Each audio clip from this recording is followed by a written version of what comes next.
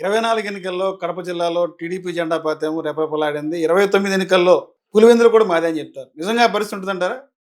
జిల్లా మొత్తం clean sweep చేస్తా ఉంటున్నారు. నిజంగా అంత వాళ్ళకు నమ్మకం, అంత విశ్వాసం ఉంటే నేను మొన్న ఒక టీవీ ఛానల్ వాళ్ళు కూడా అడిగినప్పుడు కూడా నేను చెప్పాను.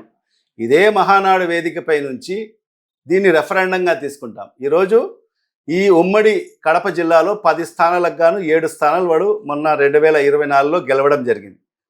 మరి ఆ గెలుపు కూడా ఏ విధంగా జరిగిందనేది ఈ రాష్ట్ర ప్రజలకు అందరికీ కూడా తెలిసిన విషయమే. ఏదో ప్రజలు ఓట్లు వేసి గెలిపించిన పరిస్థితి లేదు.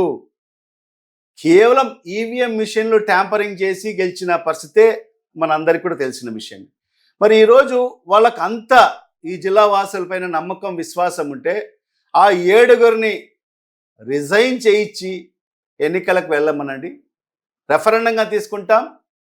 నిజంగా చెప్తున్నాను, డిపాజిట్లు కూడా గల్లంత అవుతాయి. ఆ 7గురు కూడా. ఆ 7గురికి డిపాజిట్లు కూడా గల్లంత అవుతాయి. ఇది రాసి పెట్టుకోండి.